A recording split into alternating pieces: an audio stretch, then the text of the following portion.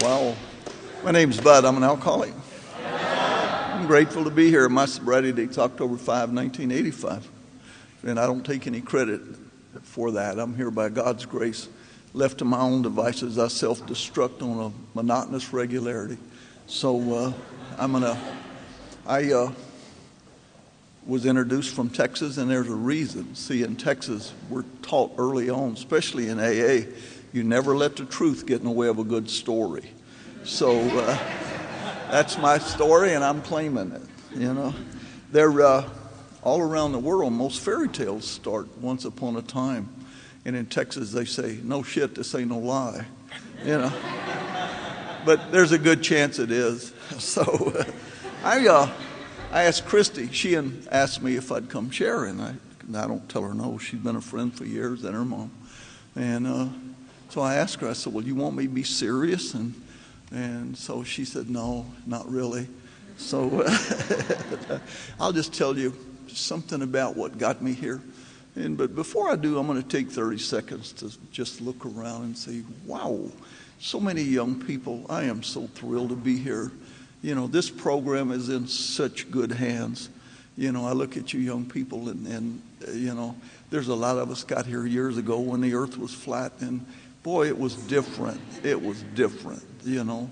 I mean, it took half a dozen guys to make a set of teeth, you know, and just everything. I mean, you kids are so far ahead of where we were, you know. And the good thing about the program is that you're here and you're clean and sober, and you stay that way, and you don't have to go through all the misery, not only for yourself, but you don't put a lot of other people through a lot of misery. And that's a true blessing of this program. As I said, I'm here by God's grace and have been for a long time. I sobered up years and years ago, and I lost sight of what was important, and I drank after 10 and a half years. And I was out a little less than 4 years, and I wanted to be sober. But every time the pain would set in, I'd start drinking again. And finally, I was running out of options. And I went to a place called Starlight, and it was out by Austin, San Antonio. Really nice. Had landing strip in the back. Corporate jets came in. And when I went back a few months later, I had lost my job. And people didn't realize, but a couple of days later, this admin nurse called me in, and she said, "Bud," said, "you have the only thing wrong with you that all these educated people can't fix." Said, "You broke. You need to be out here by noon." Right? So, you know, it's bad when you've been kicked out of a treatment center. I was pretty used to getting kicked out of countries and bars and things, but that's the first time I'd ever been kicked out of a treatment center. But it saved my life because I was only there because the boss wanted me to be sober. And as soon as he turned his back, I was going to go keep on doing what I'd been doing, which was self-destructing. So I went to Houston to a place called the Postal Club. And I'd been there before, and I went in and looked around and run into an old buddy of mine named Tom Needham. He had been a jailer in the Houston Police Department and really run a treatment center, and a tough old guy. And I asked him if he'd be my sponsor, and he looked at me and he smiled. And years ago, they'd fill you with formaldehyde to stop you from going into DTs. And it was a cousin, like a formaldehyde, that they embalm you with. And it just reeks. It comes out of your pores. And so it's hard to tell anybody you've been on the Riviera when this formaldehyde's poured out of you. But anyway, he looked at me and smiled. He said, "I will, but you're going to need to do it my way because evidently your way's not working." And I was pretty teachable at the time. I had a lot of problems, all self-induced. You know, I just had problems, believe me. And I was way less than honest, put it that way, and I won't go into that. But I had legal problems, and I had the federal marshal was after me, plus I owed $150,000 in markers at the MGM. And they were after me. And I wasn't worried about the feds. I was used to dealing with them. But these guys from the MGM, they wanted their money. And so they explained to me that we never look at your ability to pay. We look at your willingness to pay because I'm sure we can make you willing. So I said, wow. So I paid them first, by the way. But getting ready tonight. Christy told me, by the way, said, take a bath, don't come up here like a slob. So anytime normally when I put a suit on, I head down to the federal building to go to court. So this is a pleasant surprise. My car immediately just headed downtown, and I thought, wow, I don't have to go there. I can come here tonight and be with my friends. We had dinner, a bunch of us, Betty and I got to talking and about remember some of the old guys, and you guys really miss meeting some of these people. They were colorful.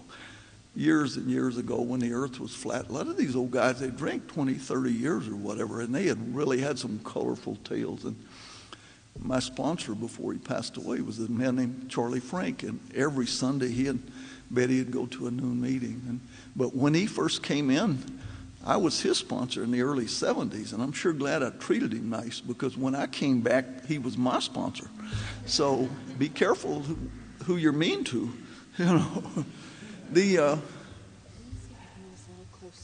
Okay. All right. If you can't hear me, you're not missing anything. Charlie, when I came back, Charlie was my sponsor, and he was up until he died. And he died with 30 years, and just a great guy. And on the way over here from the restaurant, my eyes were tearing up because I miss him. And he helped a lot of people. And there's a lot of people that were basically standing on these people's shoulders because, they're here in spirit. But I've been told, when these people, if they live in your heart, they're never dead. So I'm going to claim that. I sort of have a first-hand knowledge of living life a day at a time. I have a stage 4 cancer, and I've been in the medical system the last 3-4 years, and I've had a bunch of surgeries and 56 radiation treatments, and every once in a while I go in for a tune-up and they cut on me and things. So I really have a real first-hand knowledge of living a day at a time. And radiation, you don't lose your hair, that's chemo. And so people say, well, it couldn't be true coming from me because you hadn't lost your hair. But that's chemo, not radiation. Radiation's pretty site specific. I had a young lady in my life 2 or 3 years ago, and she didn't think I was going to Huntsman to have radiation because I wasn't real sick till the last part of it. And so I got treatment every afternoon at 3 o'clock. So she went with me one day, and she went inside, and she asked the nurse, said, is this slug having radiation every day? And she said, every day, 3 o'clock. So she thought I was seeing some chick there or something, It's $6,000 a day. I wish I was too, I could have took her to Hawaii, But anyway, it was. She was a little insecure, and I was a good chameleon. I'd throw up maybe in the parking lot or whatever and wash my face, and then I'd go in the house and try to smile like I was okay. But I didn't really want anybody. Basically, I didn't want anybody to feel bad for me, because as Betty and I were talking, I've been on borrowed time half my life.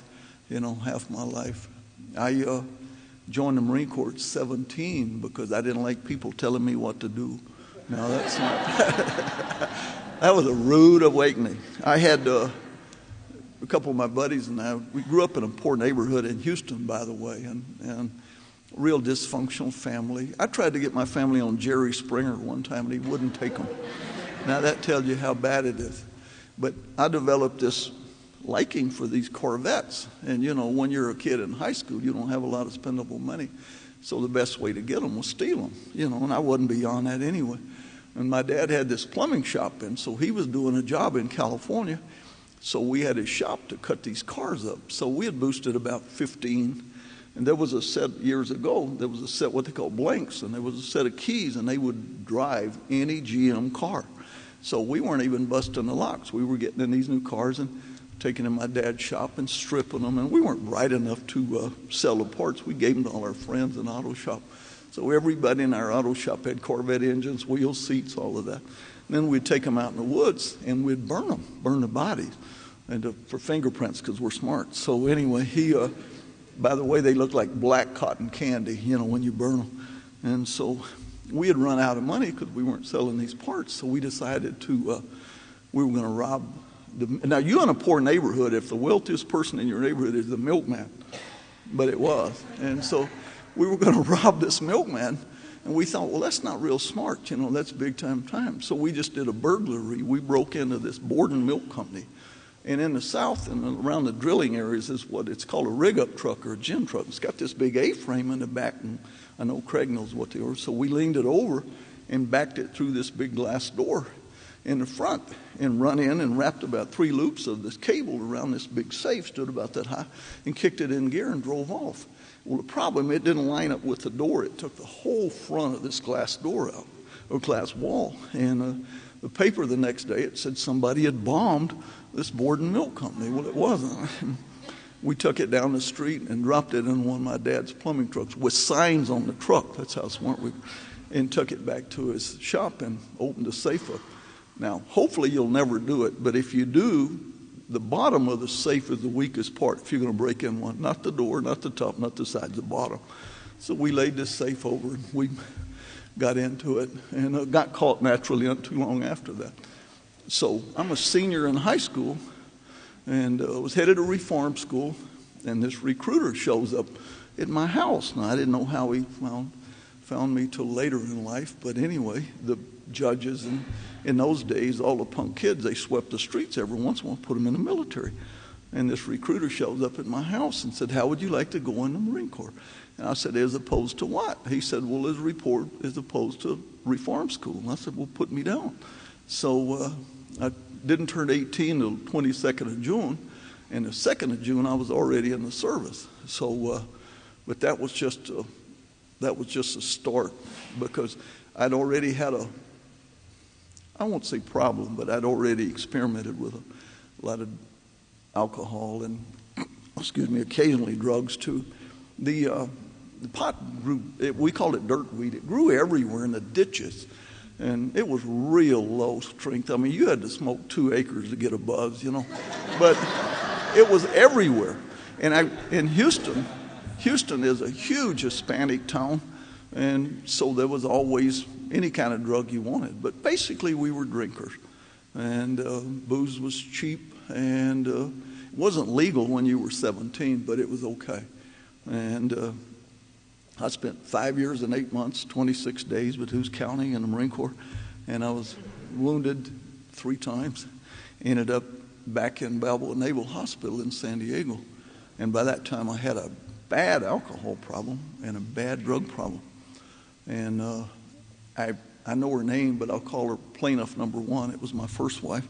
She came and she was visiting a kid that was next to me, and he was a next door neighbor. And I spied her, and wow, she was a model from Marshall Fields in Chicago. Really attractive. And so I said something I'm sure was inappropriate, and I said it again, and she said, well, do you want to even know my name? I said, well, it's not necessary, but anyway. So this old nurse said, oh, don't pay any attention to him. He's probably still on. Well, I might have been, but anyway, she, her neighbor was transferred up to Oakland. He was a paraplegic by that time, and it was getting close to holidays. So she said, would you want me to come back and visit you? I said, well, absolutely. So she took me home for Christmas, and we ended up having 3 children, married 8.5 years.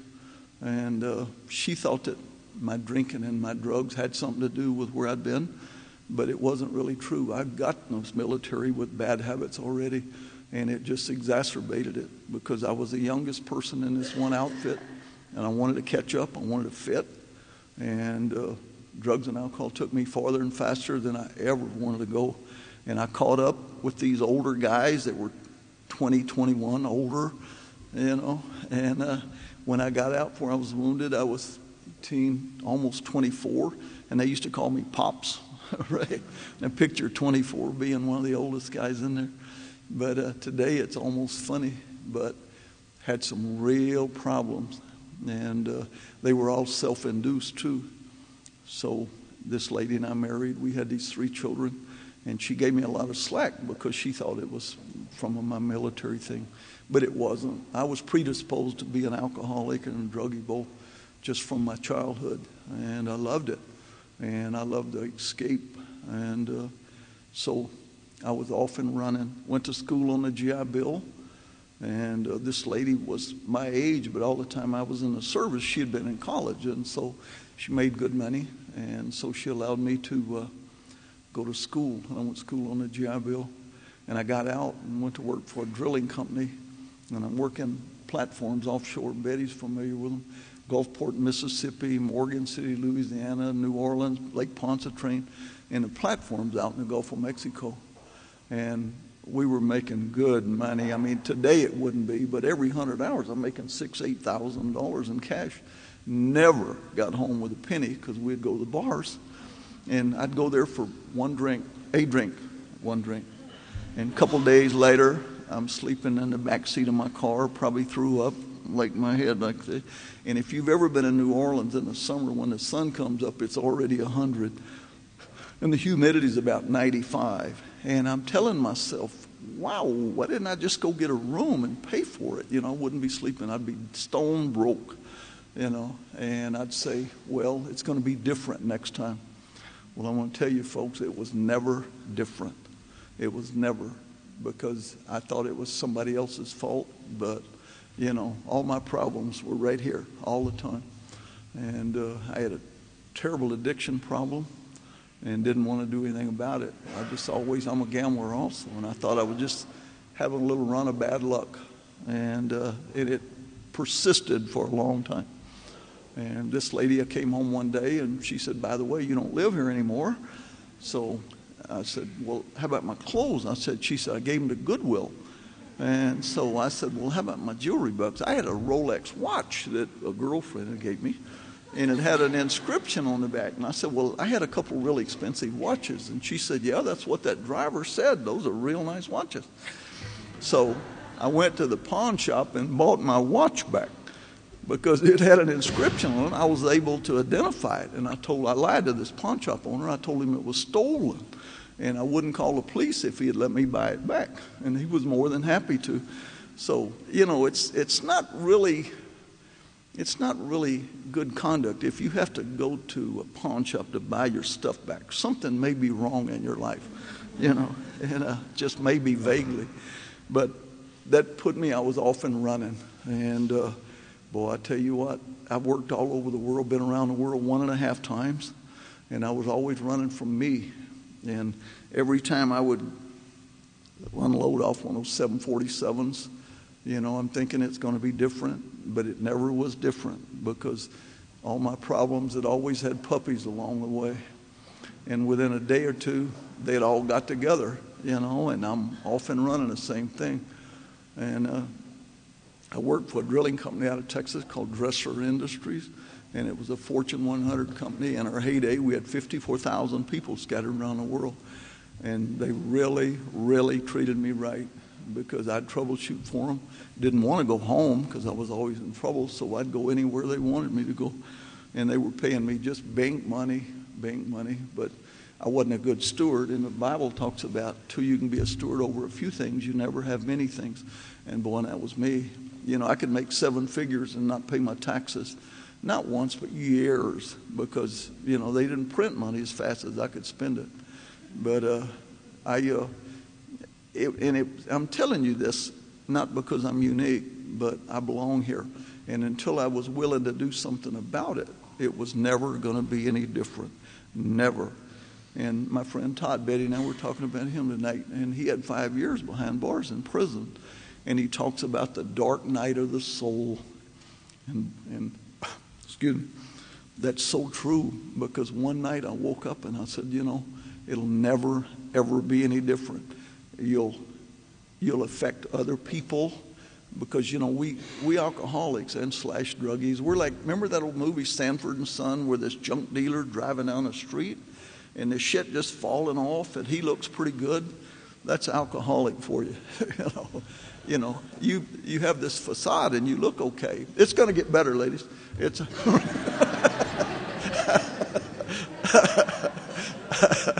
not really, But my drinking and drug, it affected a lot of people in my life, but I wasn't ready to quit. But society, working the steps was easy, especially the first half of the first step, because it was evident by society standards my life was unmanageable. And the second step, when it says restore me to sanity, I always wanted to rewrite that one because I didn't start off sane. How are you going to Webster's version of restore is to put you back to normal, put you back to new. Well, I wasn't normal when I was new. I always wanted it to say, made me sane, but they never asked me if I wanted to rewrite it, so I just lived with it. But I always said to myself, it would let me be sane. And I'm probably not today, but I'm probably the closest that I've ever been.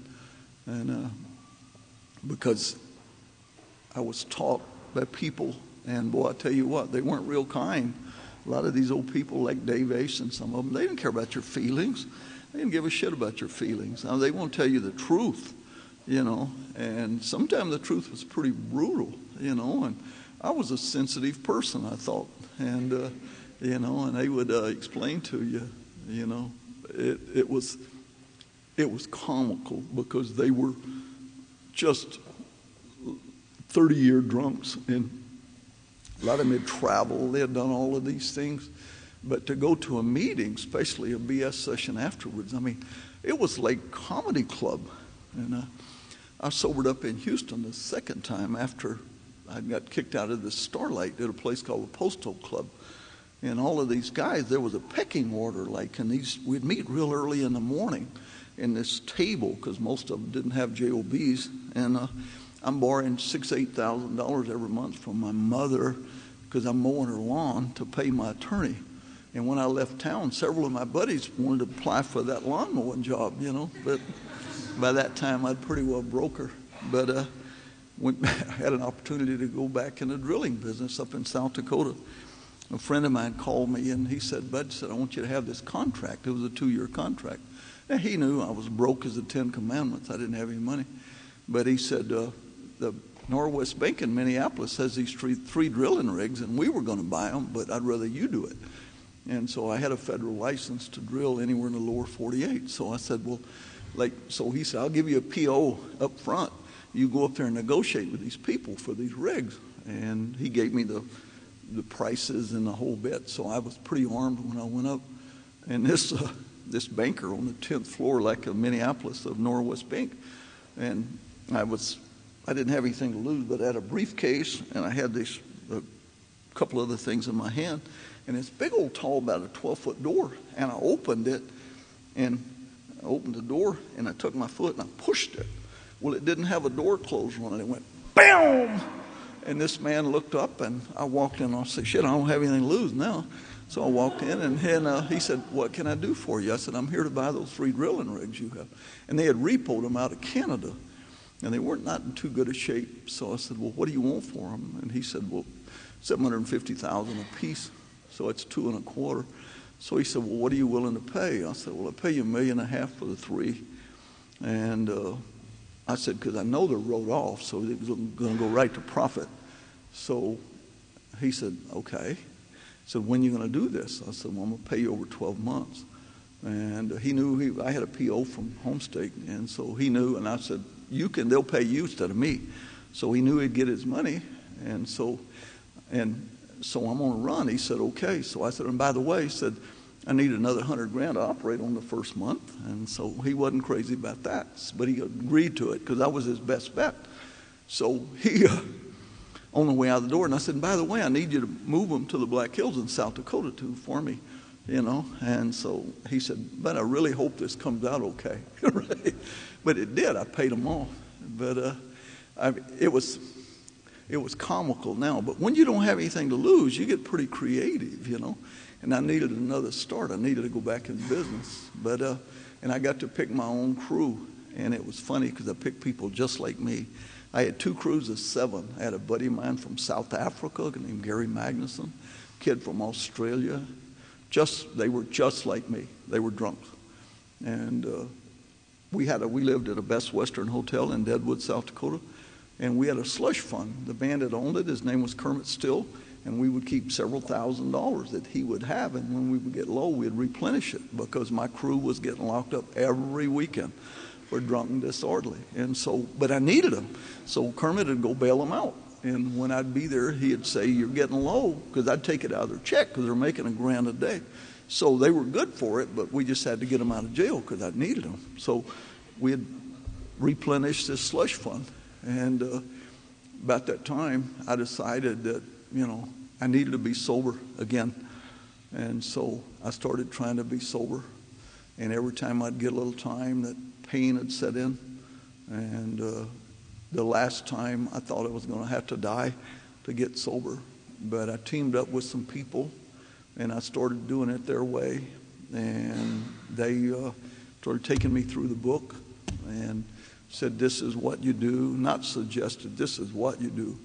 And I was pretty pliable. I started taking instruction, first time in a long time. And it was the beginning of the beginning of the beginning. And that doesn't mean life can't get tough, but it's always been worth whatever I had to do to stay sober. I had a friend that said something the other day. Her name is Paige, and a lot of you know her. And she said something that was so astute. And she said, "If you're new, you need to stay around till you have something to lose." And I thought that was good. Molly heard her. Wasn't that good? And I stole that. I told her as soon as I got out of town I'm going to use it, but I didn't even wait that long. But, if you have 3 days and you're sleeping in a parking lot, you in your mind and your heart, you don't have anything to lose. If you go out and hopefully, you've got a good chance of losing your life because you may not make it back. But like Paige said to us, she said, "I've got a husband I love, a baby, a home, all of these things. I'm not willing to give that up to alcohol or drugs anymore." So she's vested. She has a vested interest in staying clean and sober. And I think that's a good lesson for all of us because I have a good life and I'm not willing to give it up to drugs and alcohol. If I don't know how much longer I have, but when I do, I want to die sober. I want to die sober, and because that's important to me. And it wasn't always, but today it is. And it's, this program's about so much more than drugs and alcohol. Those are only symptoms. What it's really about, it's about learning to live sober. I sobered up many times.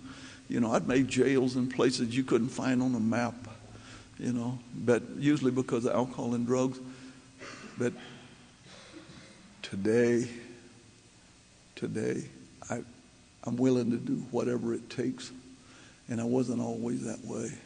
When I made jail once in Tijuana, Mexico, and that was one of my better jails because I was in the service and we got locked up for being drunk and disorderly and fighting. And 2 or 3 days later, this jailer comes in and said, "You guys want to buy some beer?" And we said, "Of course," So here we're locked up in jail and we're drinking beer. And we had got arrested Saturday night, and the provost marshal from the military comes every other Saturday morning and bails out all the military kids. And so we got locked up that night. So that means all that week, all the next week, we have to still be in jail. And so a couple of days later, he come in and said, "You guys want to buy some pot?" We said, "Well, of course." It was dirt weed, but you can't be real selective if you're in jail. So when this provost marshal come 2 weeks later to bail us out, my buddies and I, we were drunker than when we got arrested. And this guy could never figure out how he said, I guess he thought we were really drunk. If 2 weeks later we're still drunk, but we had been drinking in jail. But I wouldn't recommend that to anybody. I've made jails in Alaska, made jail in downtown Saigon. It was called LBJ, and that wasn't Lyndon Baines Johnson. It was called Long Bend Jail. It was a military brig, and they're not real pleasant places. They want to make them unpleasant so you don't come back. Got locked up in Hawaii one time. We were in downtown Honolulu, but we had what they call Cinderella Liberty, and that means you had to be back at midnight, like the end of the shoe. And naturally we didn't because we're pretty tanked up, my buddy and I. And we got back to the dock the next morning, and we looked out, and we're on a carrier, the Kitty Hawk, and it's 1,200 foot long. It's huge. And we looked out, and there's nothing on the horizon, just water. And my buddy, he's really articulate. He said, Bud, said, either that son of a bitch is sunk or we're in a lot of trouble. And I said, let's hope it's on the bottom of the bay. So we turned into the front gate, and we're out there. We're E5s and had a hash mark, and we've been in years. We're picking up cigarette butts. And here comes this E9 off the Hawk, and he seen us and wasn't real happy. He said, what are you shitbirds doing here? And we said, we got a little problem, Top. Get us out of here. So he went to the guards and said, I'll take these two dummies. He didn't say dummies. He said, I'll take these two people off your hand. So we went back we had a helicopter, and so we went back to the carrier and went before the old man, and he gave us a 2 weeks restriction. We couldn't go anywhere. Now, we're in the South China Sea, 6,000 miles from anywhere, like we're going to go somewhere. So, but military pretty well, they took care of their own if you were one of them.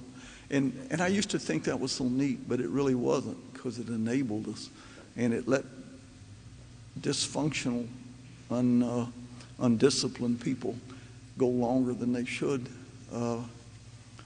Today, I get the pleasure of seeing my friends, my family do well, and that's been the greatest joy of being sober for a while. There's kids here that I know. Some of them I know your parents, and it just makes my heart just absolutely happy. I see these young moms here, Sarah, Melissa, with these babies, and there's others too, and these children will never, ever have to know and go through what we put our parents through, because they're going to have a different life. And that's so neat. And that's important. You know, being accountable for yourself, that's important. One of the, what poet is it? Emerson, Ralph Waldo Emerson says, you know, character is who you are when nobody's looking. And I think that's so important, because my word was never good. Never, ever, ever. And it's only been the last few years I've tried to develop some character. And when you're not looking, I try to do the right thing. And that's different from me, because I had to learn that. I'll share this and I'll sit down. We're going to be running out of time. I was in Houston almost 6 years ago. And if you've never been there, like New Orleans, it can rain 2-3 inches in the water. I mean, the rain in an hour. The raindrops are the size of 50-cent pieces. And I'm going into this cafeteria, because I've been here a while, and eating barbecue and just fatty food. So I'm going in this steam table to have something healthy.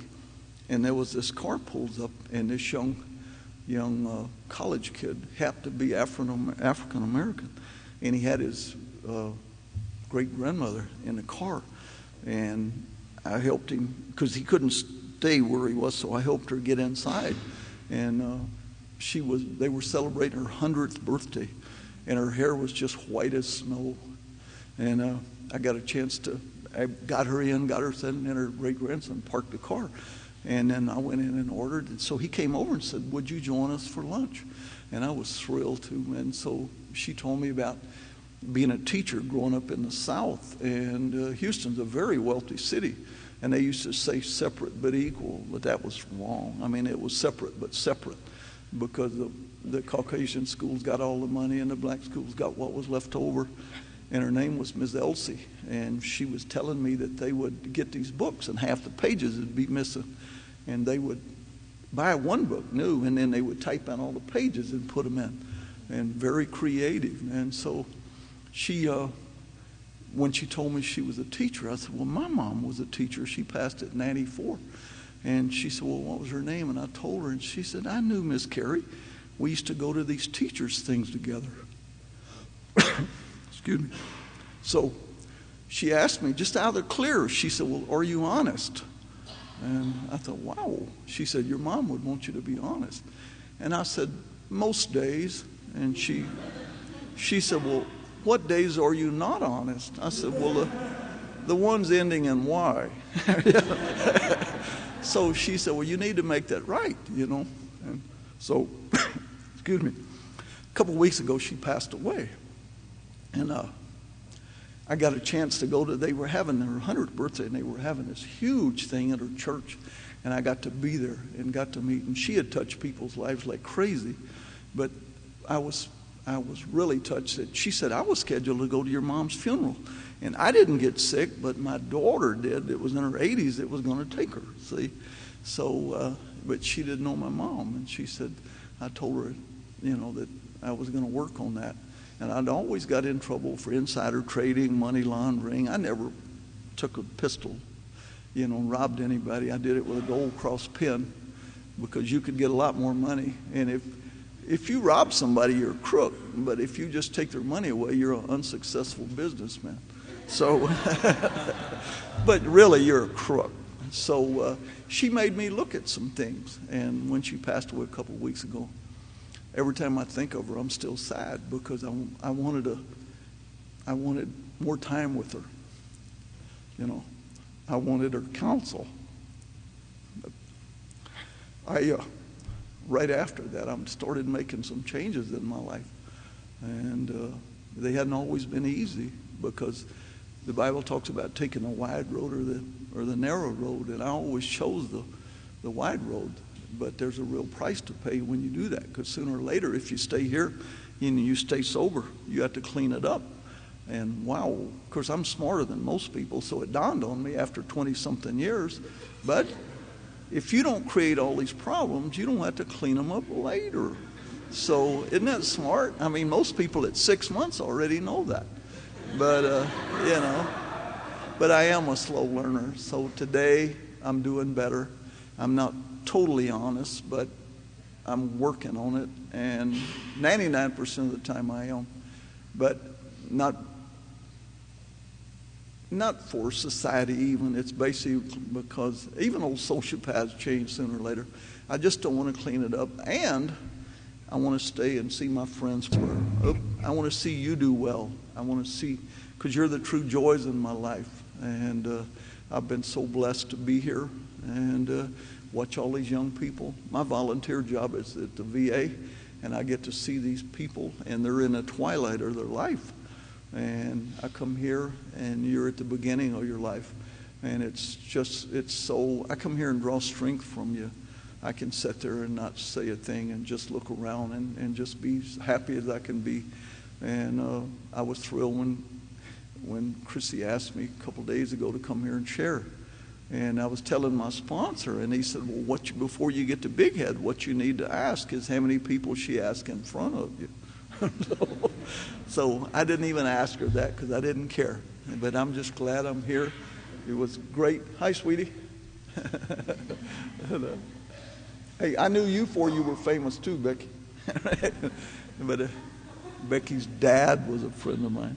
And so, and I'm thrilled to see her. I knew that she was on the way before she did.